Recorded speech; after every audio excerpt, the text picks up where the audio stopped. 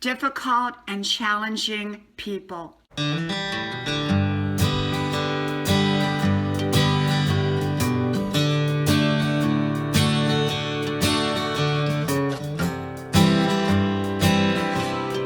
Dealing with challenging and difficult people. Hello, you all. I'm Diana Brienne, and I got to thinking today about when we deal with challenging and difficult people. I think we all do from time to time, at least I do. And so I got to thinking about how do I deal with people who are challenging and more difficult in life. Some people even have what I call toxic personality traits. And it doesn't necessarily mean that they're a completely toxic person. I don't like to label people as toxic because when we do that, we're negating any positive qualities that they may have. And so I just say some people have toxic personality traits. And, at varying levels, some people have a little, some people have a lot. And so how do we deal with people who are challenging, difficult, or even have toxic personality traits? Well, it depends. Every relationship is different. And so if I have a boss who's toxic, I'm probably going to look for another job. That's just me. Everyone handles things differently, especially if the boss owns the business. It's probably going to be more difficult and challenging. I guess we could complain, and sometimes that does work, but sometimes and often it doesn't. It just depends. Or I can adjust to that boss. I can find a way to adjust to that personality that he or she has. And, these are my opinions. This is how I live my life. I don't give suggestions or advice. It's just I share with you my views on my reality and my life. What if it's a family member, someone that we're kind of close to or close to a lot, and they're really, really challenging or difficult? Sometimes I'll sit down with that person and explain my side of it, and it clears everything up. But truly challenging and difficult people, it usually doesn't. They're challenging and difficult for a reason, and if they have toxic personality traits, I have to decide, am I going to stay in that relationship, or am I going to step out of that relationship completely or partially, or limit my time with them, or try to get the good and avoid the bad. And that's not always easy to do. I have to ask myself those questions. What significance is the relationship? And even if it's significant, do I want to be around someone who has those kind of qualities? And I may end the relationship, or I may limit that relationship, or I may choose to stay in the relationship and just continually navigate around it. But challenging, difficult, and toxic personalities can be exhausting, and they can take our focus away.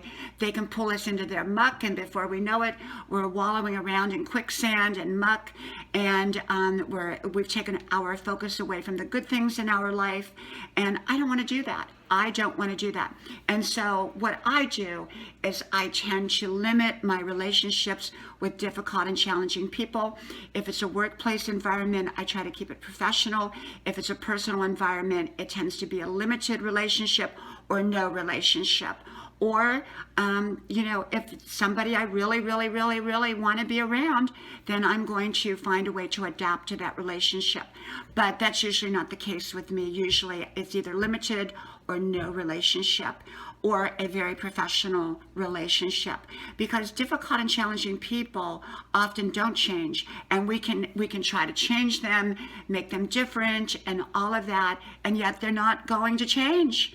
And so we are wasting all of our time trying to change somebody. And for me, I don't try to change people. I accept them right where they're at. Maybe they'll change someday, maybe they won't. I have to decide, do I want to stay in that relationship?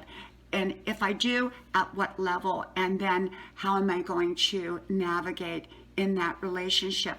Because I want to keep my attitude positive. And if I'm hanging around somebody that's always difficult and draining me of my energy, it's going to take me from the good in my life. And I don't want that. I don't want bickering, and toxic personalities tend to smile and then they pull you in, and then they start bickering, and they start all this negativity. I know one person, she'll always start off with, "Oh yeah, hi, how are you?" Really cheerful, and then she pulls you in. And I don't want that. I don't want that. And so that's a very, very limited relationship. Yes, I do have a limited relationship, but it's very minute in comparison to many of my other relationships. So yeah, challenging and difficult people are not always easy to deal with, and they're out there in every walk of life. And so the more effective we are in dealing with challenging and difficult people, the more we set boundaries, and often they don't respect the boundaries. And if someone doesn't respect my boundaries, I really back off, because just because we set a boundary doesn't mean someone will not try to cross it. Okay, and so for me, I just limit my relationships or make them non-existent relationships, or I learn to navigate around those relationships.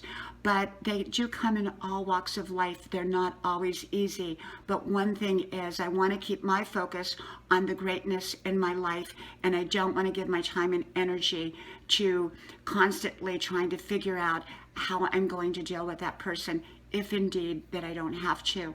So yeah, I try to be nice, I try to be polite, but often I have to really, really pull back in those kinds of relationships. Well, I hope you subscribe to my channel here, and I hope to talk to you all soon. So from my house to your house, God bless you, and I'll talk to you then.